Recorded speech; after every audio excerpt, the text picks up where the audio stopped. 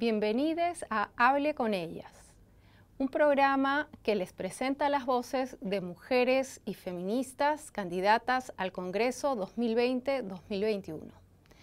En esta ocasión tenemos con nosotros a Arlet Contreras, que va por el Frente Amplio con el número 8. Bienvenida, Arlet, un gusto tenerte aquí. Gracias, querida Angélica, el gusto es mío. Arlet, tú fuiste un caso emblemático en el Ni Una Menos. Todo el Perú conoció este caso, te conocimos primero como sobreviviente de un hecho de violencia, luego como una activista que sacó fuerzas para luchar en contra de la violencia y ahora como candidata al Congreso. Cuéntanos un poquito cómo has vivido ese proceso, ¿no? De pasar de sobreviviente, activista, a candidata. Sí, gracias. De hecho, como este conocimiento público, mi experiencia ha sido dura después de haber sobrevivido a un ataque. Los operadores de justicia no han sabido actuar de manera diligente y oportuna en mi caso, así como sucede en otros casos de mujeres también. Y esa indignación fue que me inspiró a continuar, a seguir luchando en defensa de mis derechos y también en defensa de los derechos de otras mujeres que se encontraban en una situación similar.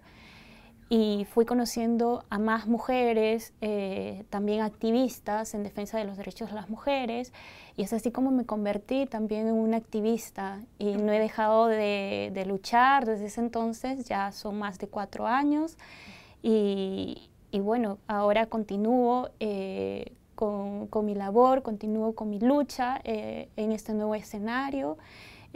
Siendo también consecuente con los propósitos que yo tengo, ¿no? ¿Tú te consideras feminista, Arlet? Sí, claro, por supuesto. ¿Por qué el FA? El Frente Amplio ha demostrado ser consecuente en la legislación anterior. También ha sido el primer partido que lanzó sus listas teniendo en consideración la paridad y la alternancia. No ha presentado a ningún congresista disuelto. Y bueno, son aspectos que tuve en consideración para postular pues, en esa lista. Y ahora en en este nuevo periodo que es corto, ¿no? Son 2 legislaturas, si no me equivoco.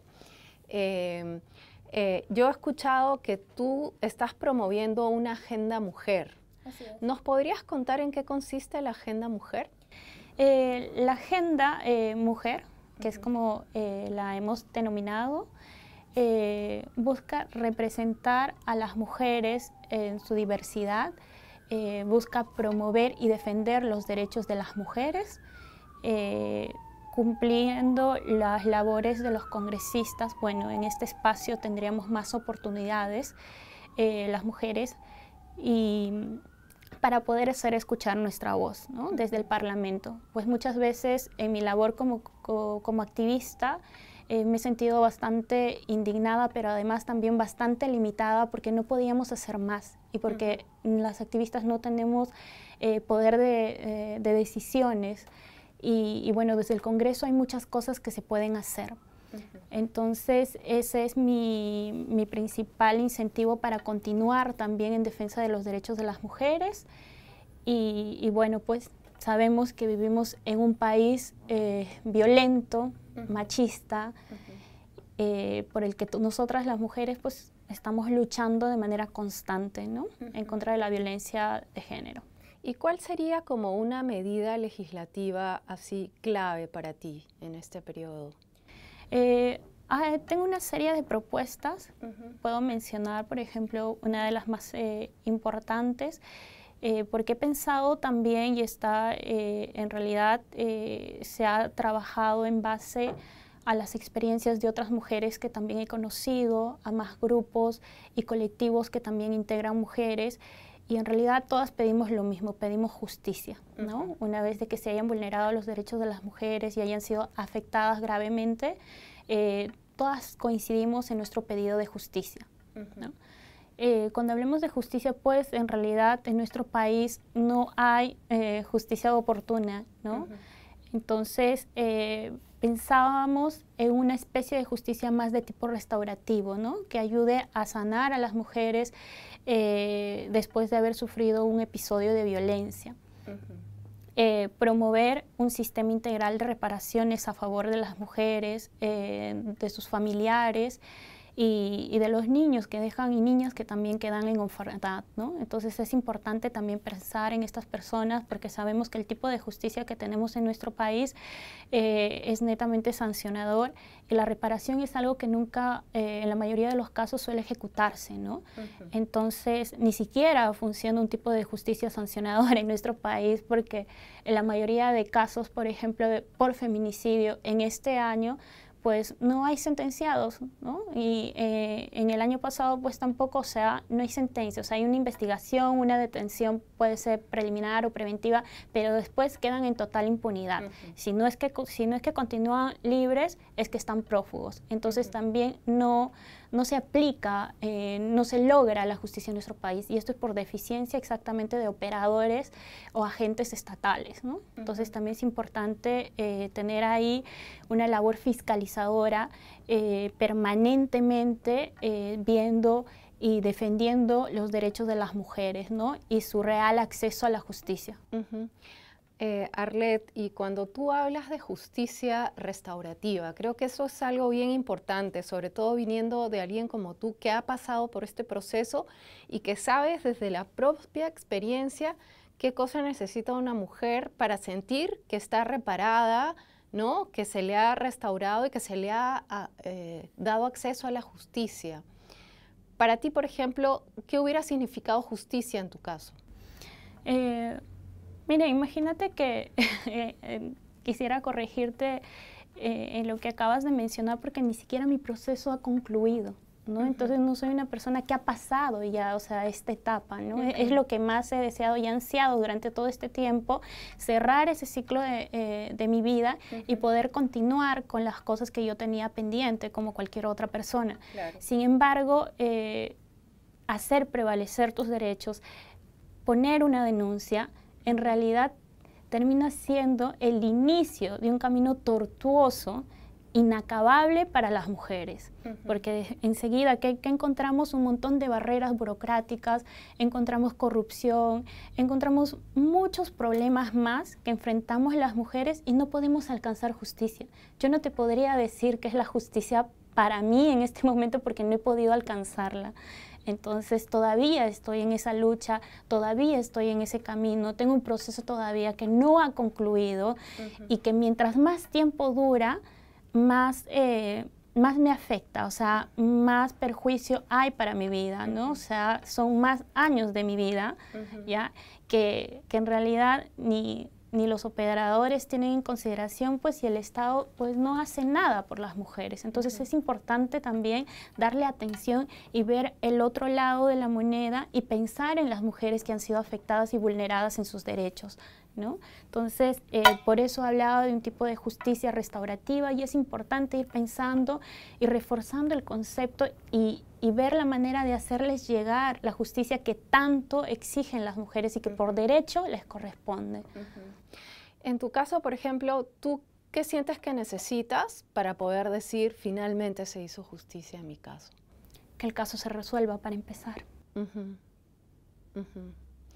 Y estaba pensando que justamente frente a estas falencias del sistema de justicia, muchas veces las mujeres, sobre todo en los últimos años, después de Ni Una Menos, están optando por hacer visibles estos casos a través de sus redes sociales, dando testimonios en Facebook, o en plataformas como MeToo Perú, ¿no? Que permite canalizar testimonios de mujeres que anónimamente, por todas las consecuencias que algo como esto trae, deciden hacer un testimonio en búsqueda al menos de algún tipo de justicia de tipo social, ¿no?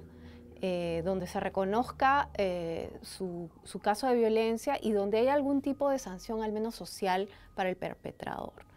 ¿Tú cómo ves este fenómeno de los testimonios en redes y de plataformas como MeToo en como digamos, un ámbito de justicia alternativa? ¿Qué opinas de esto? ¿Cómo lo ves? A mí me parece importante de que más mujeres se animen a hablar de sus experiencias relacionadas en las que cuentan pues haber sufrido o algún tipo de violencia. Eso es bueno, es positivo porque nos demuestra el escenario en el que nos encontramos como país, como sociedad, y que en realidad hemos convivido ¿ya? Mucho tiempo pues en un espacio realmente violento y opresor para las mujeres. Entonces me parece bastante importante visibilizar el problema y en consecuencia también poder abordarlo y atenderlo. Espacios como MeToo, por ejemplo, y a través de las redes sociales, cuando se hacen las denuncias de mujeres, pues me molesta mucho, me incomoda que se les critique o no se les crea o de que se les cuestione a la víctima, ¿no? Entonces, me incomoda demasiado porque en realidad, o sea, las personas no comprenden todavía por completo de que para empezar es tan difícil para las mujeres que nos hemos visto afectadas y vulneradas en nuestros derechos tener que exponernos de manera pública inclusive y decir esto nos ha pasado, ¿no? Entonces creo que a nadie le gustaría hacerse conocida de estas formas, ¿no? Sin embargo, la fortaleza que tienen las mujeres para hacerlo, o sea, es algo que se tiene que valorar y no criticar, ¿no? Entonces hay muchas mujeres que han decidido hacerlo de repente de manera más anónima. ¿Por qué? Porque todavía tenemos una sociedad que no está preparada o no tiene la empatía suficiente para poder comprender estos casos.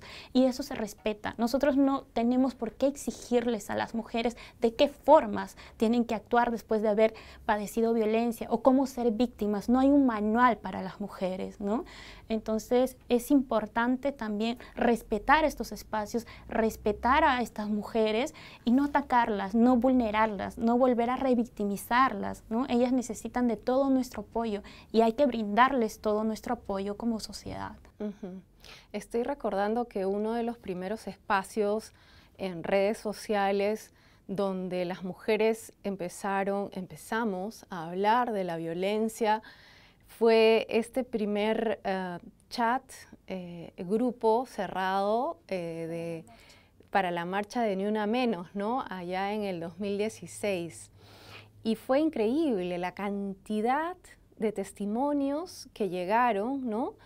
Y cómo creció este chat, ¿no? Y pensar que de ahí salió una acción tan contundente y digamos, toda una diseminación de conciencia al respecto de este tema que finalmente ha venido cambiando las cosas en el Perú, ¿no? O sea, poco a poco, digamos, ha estado cambiando un poquito el nivel de conciencia sobre la gravedad de este problema. Entonces, yo quería preguntarte, ¿qué significó para ti Ni Una Menos? Ni Una Menos ha sido el punto de partida en el país para poder empezar a hablar de violencia. Y para que también en adelante este problema capte nuestra atención. Entonces ahora ya somos mucho más conscientes como sociedad de alguna u otra forma y sabemos que vivimos en un espacio violento para las mujeres. Más mujeres se han animado a hablar, como tú lo has mencionado, y pues eso es bueno, eso es importante. Pero también hay respuestas a todo esto, ¿no? Hay respuestas de ciertos sectores que quieren o finalmente defienden a agresores de distintas formas, ¿no? Justifican la violencia. Y bueno, pues ahí está la lucha de las mujeres, ahí está la lucha también de los aliados hombres, esta es la lucha también de las mujeres activistas, feministas, y en realidad tiene que ser la lucha de todos y todas las peruanas, ¿no? Entonces, tenemos que comprender que ningún tipo de violencia, más aún hablando de violencia de género, pues debe ser justificable bajo ningún concepto, de ninguna forma. Entonces, Ni Una Menos es el punto de partida. Me siento en parte contenta y bueno, pues podré contarles en unos años a mis descendientes y decirles que hubo un momento en nuestra historia peruana en el que las mujeres marcamos un inicio. Y creo que ese inicio fue Ni Una Menos. Y bueno, ahora estamos en camino y esto tiene para rato. Así que tenemos que seguir, continuar unidas y seguir trabajando para lograr vivir en una sociedad mucho más justa, libre de violencia para las mujeres. Claro, la lucha en contra de la violencia de género tiene una historia larga en el Perú, ¿no? De los feminismos desde hace muchísimos años. Y sin embargo, como bien dices tú, Ni Una Menos fue un hito importante, fue un hito sumamente importante que permitió que mujeres de diversos espacios trabajen, ¿no? Un trabajo colectivo importantísimo. Y en esa onda de la expresión colectiva en contra de la violencia de género, en estos últimos tiempos está dándose un fenómeno importante, ¿no? Que inicia con estas chicas de Chile, de las tesis, ¿no? Que han sacado esta performance, ¿no? Este acto simbólico en el cual un conjunto de mujeres se encuentran para señalar los actos de violencia machista, no solamente, digamos, feminicidios, violaciones cometidas por hombres específicos, sino señalando que el Estado también ejerce violencia contra las mujeres, ¿no? Es una performance sumamente potente que le está dando la vuelta al mundo, ¿no? Muchas mujeres están sintiendo identificadas con esto. Yo quería preguntarte un poco cómo estás viendo tú este tipo de acciones, ¿no? Y también las reacciones. Hemos visto que cuando se ha convocado para hacer esta acción, por ejemplo, aquí en Lima, en el Parque Kennedy, ha salido una reacción conservadora, ¿no? De sectores religiosos, digamos, bastante contrarios a estas luchas y antiderechos, digamos, que han salido también a confrontar. ¿Cómo ves tú este tipo de situaciones, ¿no? A mí me parece importante de que la violencia en contra de las mujeres se denuncie de distintas formas. Creo que las mujeres que han participado en estos eventos en realidad como un acompañamiento, porque pareció así como un acto de solidaridad inicialmente, ¿no? Con nuestras compañeras mujeres, hermanas chilenas, y después esto cobró fuerza pues a nivel mundial, ¿no? Entonces, y el Perú también lo hizo, inclusive a nivel de regiones, al interior del país, y eso es bueno, es importante. Cada vez hay más mujeres, y hay más mujeres jóvenes también, ¿no? O sea, que ya toman acciones, y es importante. Me apena muchísimo de que existan también otros sectores, otras personas, otros grupos de personas, de que no comprendan, ¿ya? Y de que en realidad, lejos de apoyarnos, nos ataquen de esta forma, ¿no? O sea, denunciar violencia machista, denunciar casos de violación, expresar que sucede todo el tiempo en nuestro país y decirlo claramente de que aquí tenemos un problema grande y es la violencia en contra de las mujeres en distintas formas, o sea, no debería de generar un tipo de respuesta en contra, pero sucede y me da mucha pena porque hay muchas personas de fe, yo soy una persona con fe y realmente pues no podemos, o sea, ser indiferentes ni ocultar una gran verdad.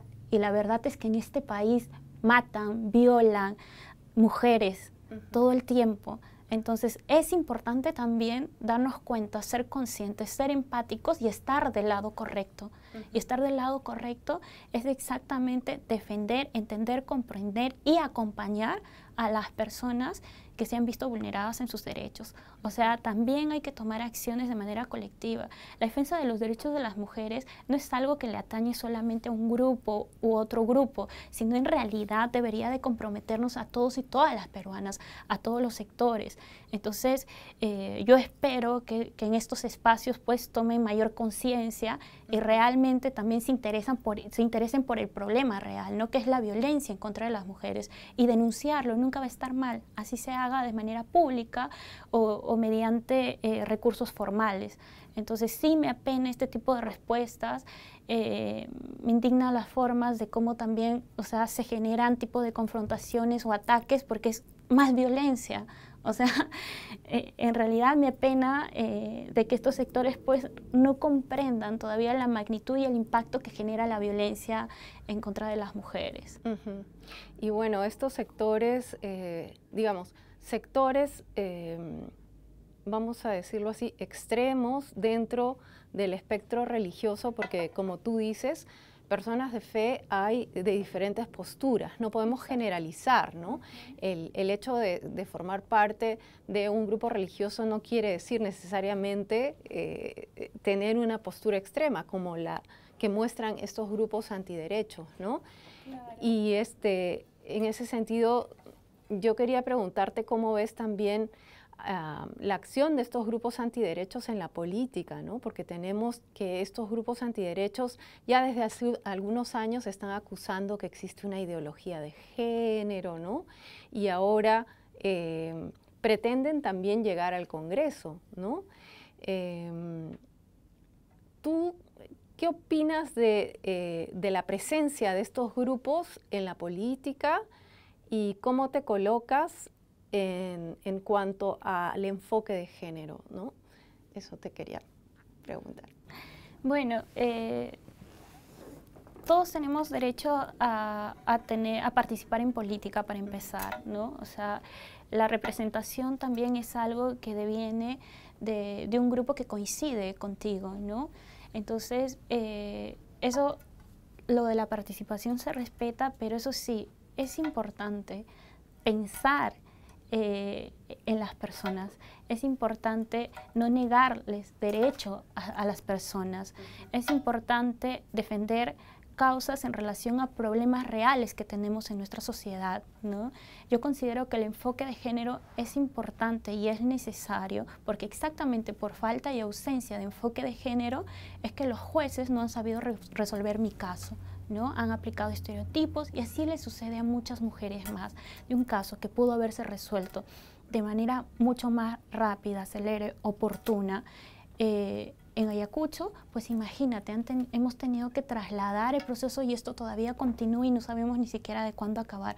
¿Por qué? Porque exactamente se han usado estereotipos, ¿ya? Y hay una ausencia de enfoque de género porque no se entiende el problema, ¿no? Entonces es necesario el enfoque de género en estos espacios, también en la educación, para hacerles entender también a las personas de que el enfoque de género pues no es algo malo, no es algo negativo, no es algo que nos va a dañar, nos va a cambiar, nos va a transformar y vamos a hacer, no sé, o sea, cosas que estén mal o nos van a hacer diferentes, no, sino es parte también de lo que necesitamos en nuestra sociedad, ¿no? De poder también fortalecer nuestra educación, fortalecer el acceso a la justicia, ¿no? Y comprender que en realidad necesitamos enfoque de género para poder abordar esta problemática.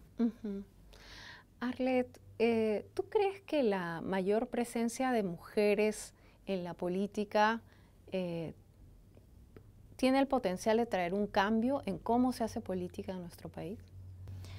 Yo considero de que sí, es más, me animé a postular también estas elecciones porque me parece bastante importante impulsar la participación de mujeres en política.